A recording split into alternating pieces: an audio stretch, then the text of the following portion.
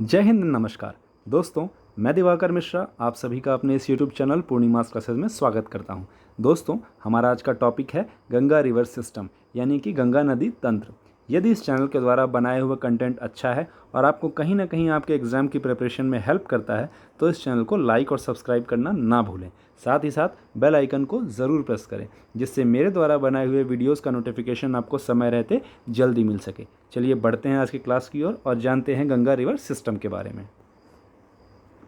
दोस्तों, क्लास में आगे बढ़ने से पहले कुछ बेसिक फैक्ट्स जान लेते हैं रिवर गंगा के बारे में। जैसा कि हम सबको मालूम है कि गंगा नदी को भारत में अन्य नदियों की तुलना में काफ़ी ऊंचा स्थान प्राप्त है, या यह कहें तो इस रिवर को भगवान तक की संज्ञा दी गई है भारत के अंदर। तो बेसिकली जो गंगा नदी है यह हिमालयाज़ के गंगोत्री ग्लेशियर से ओरिजिनेट होती है, यानी कि इसका उद्गम कहाँ है? गंगोत्री ग्लेशियर में। दूसरी चीज़ क्या है कि ये गंगा नदी जो है विश्व का सबसे बड़ा डेल्टा बनाती है, जो कि वेस्ट बंगाल में बे ऑफ बंगाल के पास सुंदरबन डेल्टा के नाम से प्रसिद्ध है।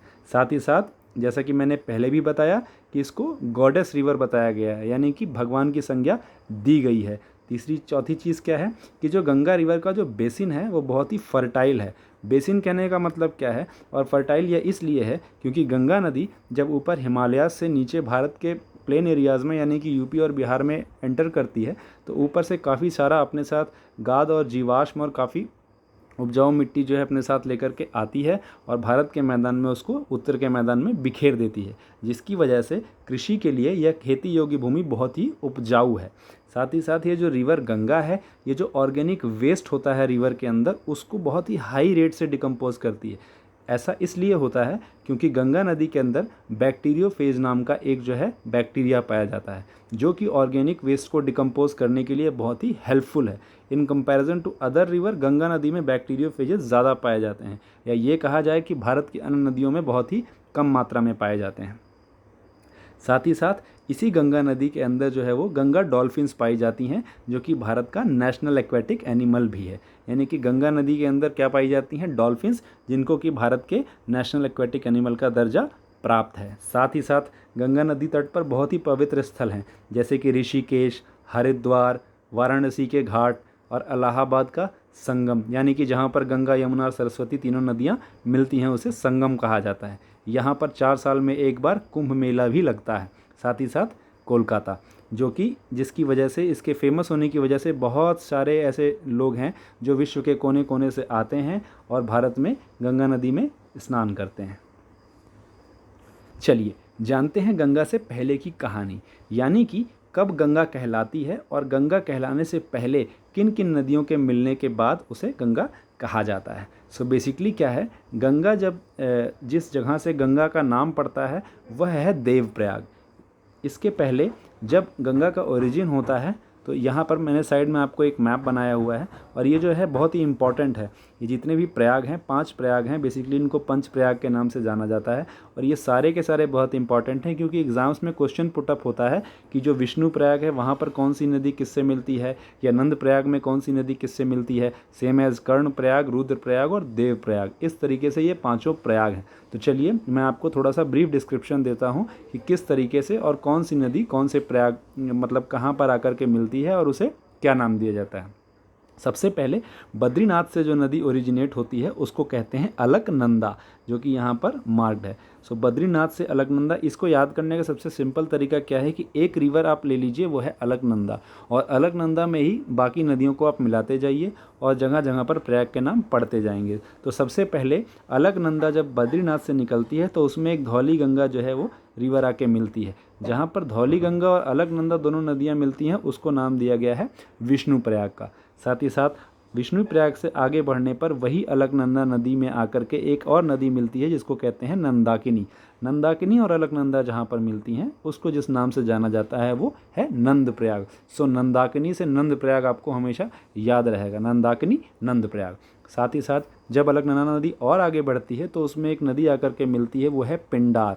पिंडार नदी और अलकनंदा नदी जहाँ पर मिलती हैं उस प्रयाग को जो नाम दिया गया है वो है कर्ण प्रयाग। आगे बढ़ने पर यही अलकनंदा नदी में बाएं से आकर के एक रिवर मिलती है जो कि केदारनाथ से निकली है। वो जब अलकनंदा में मिलती है तो उसका नाम पड़ता है रुद्रप्रयाग। रुद्रप्रयाग से आगे बढ़ने पर इस अलकनंदा नदी में गंगोत्री से चलकर आने वाली भागीरथी मिलती है। जहाँ पर भागीरथी और इस अलकनंदा नदी का संगम होता है उसको कहते हैं देवप्रयाग। दोस्तों, इसी देवप्रयाग में जब भागीरथी और अलकनंदा दोनों आपस में मिल जाती हैं तब जो नदी आगे बढ़ती है उसका नाम दिया गया है गंगा। यहाँ पर मैंने साहब आपको बगल में एक टेबुलर फॉर्म में भी दिखाया हुआ है कि विष्णुप्रयाग में कौन कौन सी नदी मिलती है। अलकनंदा से मिलती है धौली गंगा, नंदप्रयाग में अलकनंदा से ही मिलती है नंदाकिनी, नंदप्रयाग, कर्णप्रयाग में अलकनंदा से मिलती है पिंडार, रुद्रप्रयाग में अलकनंदा से मिलती है मंदाकिनी और सबसे लास्ट में देवप्रयाग आता है जहाँ पर अलकनंदा से भागीरथी मिलती है। और इन दोनों को ही जहाँ पर भागीरथी और अलकनंदा मिलती हैं इसको बताया जाता है गंगा नदी। यानी कि आपको क्वेश्चंस पुटअप हो सकते हैं कि इस प्रयाग को आपको सीक्वेंस लगाने में भी दे सकता है कि पहले विष्णु प्रयाग है, देन नंद प्रयाग है, देन कर्ण प्रयाग है, उसके बाद रुद्र प्रयाग और देव प्रयाग। साथ ही साथ आपसे ये पूछ सकता है कि नंद प्रयाग में कौन कौन सी नदी मिलती है, या कर्ण प्रयाग में कौन कौन सी नदी मिलती है, रुद्र प्रयाग में कौन कौन सी नदी मिलती है। इस तरीके से एग्जाम्स में आपको क्वेश्चन पुटअप किए जाते हैं, बल्कि ऑलरेडी कई सारे एग्जाम्स में इस तरीके के क्वेश्चंस आए हुए हैं। चलिए आगे बढ़ते हैं और जानते हैं। यहाँ पर मैंने आपको एक पिक्चर के माध्यम से भी इसको दिखाया है, आप चाहें तो इसके थ्रू भी याद कर सकते हैं। सबसे पहले देखिए हमारे पास है सबसे पहले विष्णु प्रयाग जहाँ पर अलकनंदा और धौली गंगा आकर के मिलती हैं।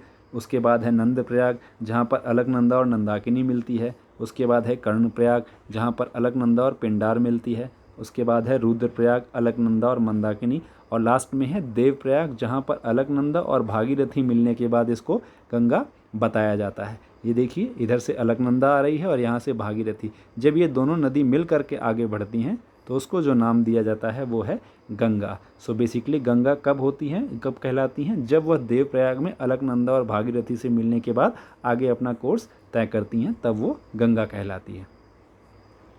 बात करते हैं ओरिजिन ऑफ रिवर की, यानी कि ओरिजिन की बात करते हैं, गंगा रिवर कहाँ से ओरिजिनेट होती हैं। सो द गंगीज और Ganga is a transboundary river of Asia which flows through India and Bangladesh. यानी कि ये भारत और बांग्लादेश दोनों ही जो है कंट्रीज़ में से फ्लो होती हुई है। टोटल ये डिस्टेंस कितनी कवर करती है वो है 2525 किलोमीटर, यानी कि 2525 किलोमीटर का टोटल लेंथ है गंगा का, जो कि बेसिकली इंडिया और बांग्लादेश दोनों में ही ट्रैवल करती है। Basically this river rises in the western Himalayas in the Indian state of Uttarakhand. यानी कि उत्तराखंड के इस राज्य में वेस्टर्न हिमालय से ये ओरिजिनेट होती है and flows south and east through the Gangetic plain of north India to Bangladesh. उसके बाद पहले साउथ में, यानी कि जब ये उत्तराखंड से एंटर होती तो पहले साउथ आती हैं और उसके बाद ये फिर इस तरीके से यूपी और बिहार होते हुए जो है वो बांग्लादेश में एंटर कर जाती है। इस यहाँ पे इसके बीच में ये पूरा का पूरा जो है इस पूरे मैदान को जो है उत्तर भारत का मैदान बताया जाता है। Where it empties into the Bay of Bengal, it is the third largest river on earth by discharge. यानी कि वाटर फ्लो के डिस्चार्ज की बात किया जाए तो ये विश्व में तीसरे स्थान पर गंगा को जगह दी गई है। बात करते हैं कोर्स ऑफ रिवर गंगा की, यानी कि ये कैसे फ्लो होती आती हैं। यहाँ पर मैंने एक मैप के माध्यम से आपको थोड़ा सा बताने समझाने की कोशिश करी है। देखिए लगभग यहाँ से ये गंगा ओरिजिनेट होती है, जो कि मैंने आपको पहले भी बताया कि जिसको कि गंगोत्री ग्लेशियर कहा जाता है। और यहाँ से ओरिजिनेट होने के बाद ये नदी गंगा इस तरीके का जो है अपना कोर्स तय करती हुई फाइनली इटावा में इससे एक यमुना नदी आकर के मिलती है। और आगे बढ़ने के बाद ऐसे ही वाराणसी पड़ता है, इलाहाबाद पड़ता है, यहाँ सबसे होते हुए पटना से होते हुए यह फरक्का से होते हुए, फरक्का में ये नदी दो हिस्सों में डिवाइड हो जाती है। एक को कहते हैं हुगली और दूसरा आगे बढ़ते हुए ये बांग्लादेश में एंटर कर जाती है पद्मा के नाम से। सो बेसिकली जो गंगा का रिवर प्लेन है या कोर्स है वो उसमें कई सारे स्टेट्स कवर होते हैं। एक तो आपका उत्तराखंड कवर होता है, उसके बाद यूपी कवर होता है, उसके बाद में बिहार कवर होता है, झारखंड के बॉर्डर से ये होती हुई निकलती है, उसके बाद वेस्ट बंगाल कवर होता है, उसके बाद फाइनली ये एंटर कर जाती है कहाँ पर, बांग्लादेश में, जिसमें आगे जाने के बाद यहाँ से ब्रह्मपुत्र नदी आती है जो कि असम से, अरुणाचल और आसाम से आती हुई फाइनली जो है वो बांग्लादेश में जब गंगा से मिलती है तो उसके बाद वो मेघना कहलाती हैं दोनों नदियों की धारा, और फाइनली वो यहाँ पर बे ऑफ बंगाल में जो है वो बनाती है सुंदरबन डेल्टा, या कि जिसको कि विश्व का सबसे बड़ा डेल्टा भी बताया गया है। बात करते हैं गंगा की सहायक नदियों की। क्वेश्चंस इस पे भी बहुत सारे पुटअप होते हैं। कौन कौन सी ऐसी नदियां हैं जो लेफ्ट बैंक ट्रिब्यूटरीज हैं यानी कि बाईं ओर से गंगा में आके मिलती हैं, और कौन सी ऐसी नदियां हैं जो राइट बैंक ट्रिब्यूटरीज हैं यानी कि दाएं से गंगा की सहायक नदियां हैं। सो बाएं से जो गंगा में आकर के मिलती हैं वो है गोमती, घाघरा, गंडक, कोसी, महानंदा और रामगंगा। साथ ही साथ दाएं ओर से गंगा में आके मिलने वाली नदियों में प्रमुख नदियां हैं यमुना, सोन, तमसा, दामोदर और पुनपुन, जिसमें कि पुनपुन और जो तमसा है ये बहुत ही छोटी नदियां हैं। मेनली रूप से यमुना, सोन और दामोदर हैं। Same as left bank tributary में जो बड़ी बड़ी नदियां हैं वह है गोमती, घाघरा, गंडक, कोसी।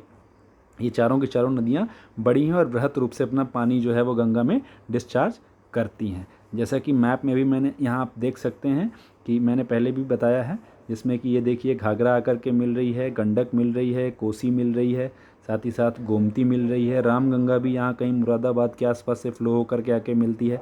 लेफ़्ट से देखेंगे तो तमसा है, तमसा के साथ साथ यमुना आकर के मिल रही है, सॉरी राइट साइड से जो है यमुना आकर के मिल रही है। आगे जाके दामोदर भी इसकी एक सहायक नदी बन जाती है, सोन है। सो ऑलरेडी मैंने आपको ये आगे लेफ़्ट और राइट बैंक ट्रिब्यूटरी के माध्यम से बता दिया है, जिसको कि याद रखना बहुत ज़रूरी है, क्योंकि क्वेश्चंस कई बार पुटअप होते हैं कि कौन सी ऐसी नदियां हैं जो बाएं से आके मिलती है गंगा में और कौन सी ऐसी नदी है जो दाहिने से आकर के गंगा में मिलती है। बात करते हैं different name of Gangas at different locations की, यानी कि गंगा को बहुत सारी जगहों पर अलग अलग नामों से बुलाया जाता है। वो कौन कौन से नाम हैं और बेसिकली क्या नाम है जिसके तहत गंगा नदी को बुलाया जाता है। सबसे पहले Ganga originates from Gaumukh, Gangotri glacier in Uttarakhand where it is called Bhagirathi river. सबसे पहले तो गंगोत्री ग्लेशियर से जब गंगा नदी निकलती है तो उसको जिस रिवर के नाम से जाना जाता है वो है भागीरथी। मैंने आपको पहले भी बताया था कि भागीरथी और अलकनंदा जहाँ पर मिलते हैं उसके बाद ही गंगा कहलाती है। सो इसके पहले जब यहाँ गंगोत्री ग्लेशियर से ये निकलती है तो इसको जिस नाम से बुलाया जाता है वो है भागीरथी, और अलकनंदा से देवप्रयाग में मिलने के बाद ही इसे गंगा कहा जाता है।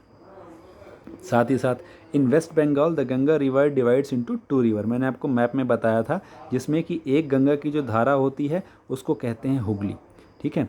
और उसके बाद अदर डिस्ट्रीब्यूटरीज की जो बनती है जो कि आगे जा कर के बांग्लादेश में ट्रैवल करती है वो किस नाम से जानी जाती है, पद्मा। वेस्ट बंगाल में 2 धाराओं में डिवाइड हो जाती है, एक है हुगली और बाकी आगे गंगा जैसे ही बांग्लादेश में एंटर करती है उसका नाम बदल जाता है। बांग्लादेश में गंगा नदी जिस नाम से जानी जाती है वो है पद्मा नदी। In Bangladesh the Ganga river is called by 2 names, Padma and मेघना। यहाँ पर देखिए मेघना एक नया नाम और आ जाता है। मैंने आपको पहले भी बताया था कि गंगा नदी जैसे ही वेस्ट बंगाल में एंटर करती है और उसके पहले ये हुगली एक इसकी डिस्ट्रीब्यूटरी बन जाती है, जैसे ही वेस्ट बंगाल में एंटर करती है वहाँ तक तो गंगा रहती है, पर बांग्लादेश में एंटर करते ही इसे पद्मा बोला जाता है। और जब ब्रह्मपुत्र आकर के उससे मिलती है आगे बढ़ने पर उसकी संयुक्त धारा को जिस नाम से बोला जाता है वो है मेघना। गंगा और ब्रह्मपुत्र की जो संयुक्त धारा आगे बढ़ती है उसको जिस नाम से जाना जाता है वो है मेघना नदी। नेपाल में गंगा नदी को जिस नाम से जाना जाता है वो है नारायणी रिवर। ये आपको पता होना चाहिए कि गंगा नदी को नेपाल में जो है वो नारायणी रिवर के नाम से जाना जाता है, यानी कि ये फ्लो नहीं होती वहाँ से, पर नेपाल में जिस नाम से इनको बुलाया जाता है गंगा को वो है नारायणी। बात करते हैं सुंदरवन डेल्टा की।